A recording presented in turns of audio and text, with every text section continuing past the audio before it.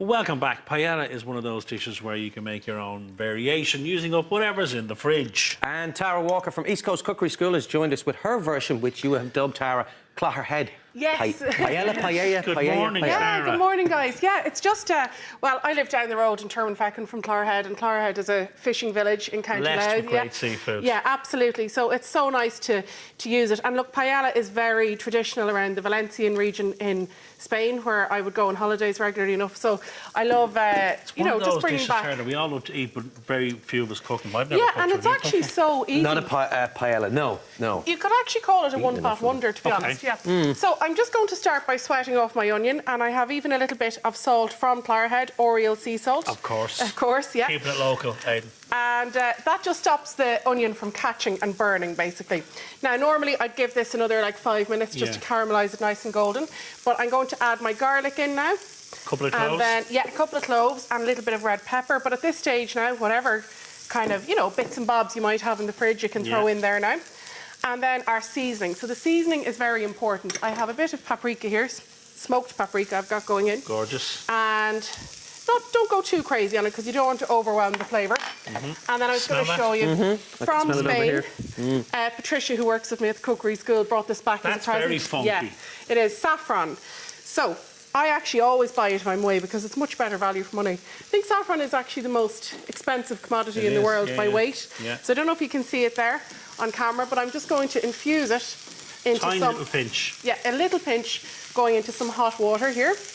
And you can see there's one I did a few minutes ago, and it gives you a lovely kind of yellow colour. It's going to give your paella a beautiful finish, isn't it? Exactly, and a lovely kind of sort of almost metallic flavour, which I know doesn't sound great, but when you think about this as a very rice-based dish, it kind of gives it a little sharpness. So we'll pop that in a few minutes. In the meantime, I have a little bit of chicken thigh fillet. Nice. So just move your onion and garlic and pepper to one side, your little sofrito, and just brown off your chicken gently. So this is chicken thigh fillet, deboned, skinned, and just cut into little bite-sized pieces. Nice. And this is lovely because this adds great flavour to it as well. So in Spain, they would usually have rabbit more commonly in this. But really? Yeah. I think we're probably more used to having chicken over in this part of the world, so I've no rabbit today with me. But just get that heat up, let it brown off. Just get a colour on it. A little bit of colour on it, exactly. And when you start getting a bit of colour on it, then you can add, this is paella rice. Of course it is. And I brought this back from Spain as well. You can use arborio rice or carnaroli rice. You're looking for a short grain rice here. So just pop that in. Perfect. And then give it all a bit of a stir. Now, normally you'd take a little bit longer about this. Now I'm going to add in my saffron water. So is that the same as risotto rice? It is, yeah. It's very similar. Yeah, very, very similar. Short grain. It looks like something I cooked with recently. That's the same. Is it? Yeah, there you go. And look, there's my lovely saffron water gone in. Beautiful. And next up, a bit of chicken stock or vegetable stock, whatever you have. And then you're just going to let that simmer away. One-pot wonder is right, Yeah, Tara. exactly. So we're going to give that about 15 to 20 minutes, and then it's going to look like this. Oh, wow. Baby. So the smells that are permeating isn't it the lovely? studio. Yeah. Beautiful. So into that now, I have some lovely fish from So you just let that blip away on a low heat? Yeah, exactly. Great. And what you're looking to do at the end is have a slightly crisp bit of rice at the bottom, which is kind of unusual, I suppose, for us. You wouldn't want to be burning the bottom of the rice, but that's what you're looking for. They call that the icing on the cake there. But anyway, into that I have some squid rings. Nice. And some mussels. And just to show you the mussels, if it's open like this, give it a tap. And look, if it closes, I don't know if you can see that on camera, Closes. then you know it's alive it's good to go. So it closes itself? It closes itself. So let's do another one. Oh, look Can you see that? See the shark closing? Well, now I'm feeling there's sorry one for quite wide. Because some people would automatically think once they see it open, they chuck it out. Exactly, yeah. But just check it, knock it, and it'll close itself. Exactly. And they're good to go. And if they're already closed, well, then you know you're fine. Yeah. And I have these beautiful prawns from Clotherhead as well. So, yeah, lovely. So what I'm going to do, just to speed up the cooking of them, I'm just going to cut them lengthways at the tail. You don't have to do this, but it actually also makes them easier to eat as well. because then you can just pick the meat out. You do a Spanish class at the cookery school, I don't don't you? actually. Oh, do you No. not? I thought you did like a Mediterranean one. Or... Yeah, well, we do a lot of like different countries, but I haven't actually done a Spanish one. I must put one on. There you Get go. on that now. Get on that. Giving me a little brainstorm of ideas there. Thank you very much. But actually, you know, this dish actually came about. I'm doing a 6-week course in a school called St John's School and St Paul's School in Drogheda with Stop Food Waste and Louth County Council, and they actually requested a paella. Really? And in that paella... So that's with the students, is it? Yeah, oh, very well, it's good. parents of the students, actually. Okay.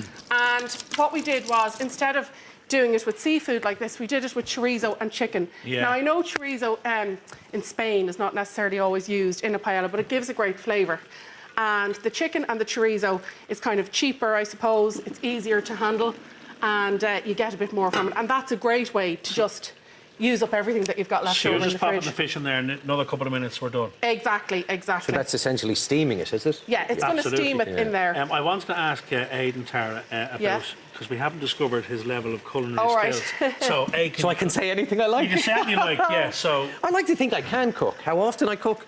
Maybe not as much as I probably should, but... what would be your dish of choice now? If I was coming around for dinner, what to say? Oh, I'll make him my... Well, do you know what? Seeing as I did only make that... I made a seafood risotto. That's why I asked about the Lovely. rice. Only 2 weeks ago, a crab seafood risotto. And it turned out great. And it would probably keep for a few days. So even if I had some the day before, I'd have some food the next So day. you know your way around the kitchen. I think so, yeah. man. Yeah, just don't use it often Like enough, to but hear I it. like to think I do. got Tommy Martin competition fancied there now. himself a bit, didn't he? Yeah. Yeah. Tommy But no likes book asking now. very crazy questions. Right, finishing it off with a yeah, few we're just peas. going to finish up now with a few peas going in. I love that for colour. And I have, this is slightly unusual, but I've just been grating a tomato. So it saves you having to, you know the way to peel a tomato is kind of a bit of a palaver, yeah. exactly. So what I'm doing there is I've just grated it, and I get all those lovely juices from the tomato. Nice. And I'm going to stir that all through now, and I can feel, I don't know if It's you sticking, can you hear can it there. hear We've it, got that yeah. little bit of crispiness at the And you bottom want there. that. Exactly. So let me just get the lid on for 1 more minute, and you might just pass me my knife there. I Why, want to give you some certainly. lemon. And thank you very much. I'm just going to give it a quick little rinse there after the fish. And you're just going to finish with a drizzle of lemon A juice, drizzle is of it? lemon, and then a nice wedge of lemon on your serving dish, and some parsley. Herbs, yeah. Oh, And very that's good. it then. So all in all, that's taken... How long would you cook that rice out for, 20 Tara? minutes. So you can see the one we started there, you know, about 5 minutes ago. It's starting to take It's on the shape, way, but yeah, you can see it, the yeah. rice does take about 15 to 20 minutes. Yeah, and so this idea of certainly, I'll go back to the risotto, the one dinner I Do, never yeah, cooked. no, keep talking When about it, yeah. you're told to slowly add in your stock, stir it, let that Yes, reduce, yeah. go again. In this case, It's different, actually, and that's a good point, because you know what I was saying about, I think they call it sacrato, when the rice is crispy at the bottom. Yeah. Okay. Like in a risotto, that's not really your goal. Sure. No. You want to kind of smooth and creamy, Okay, so whereas it's in this different, case, yeah. the rice kind of stays separate, if you see what I mean. The grain stays separate. So let's get a taste of that going. You can see the mussels are open in such a short time. They're ready now. Here we so go, let's Aidan. get serving up. Breakfast is served. that's what it is. Well, it's nearly lunchtime. Would the for us, Spanish in eat this fairness. for breakfast? Lunch, it's a big lunch dish, actually. So you have to imagine yourself having a little glass of Verdeco or something all we can by do the is drink. sea. Yeah. There we go. We have a cup of tea or a glass of water at the moment. That's all we have. Look at those. Now, prawns. guys. Okay. So dig in and Amazing. enjoy. There we go. Right, Aidan, go ahead, son. That over. I get 'em. Oh, thank you, Go Colin. on, you go ahead. Tara, we'll pop the recipe up on our website as usual. Perfect, yeah. Great recipe. Thank you very Thank you. much. Aidan, you took in and give us a verdict there. Now, don't burn your mouth. Yes? Marvellous. The silence says it all. You can hot to check speak out about. the recipe on our website or Tara's book, Good Food, No Stress, for more of her delicious recipes.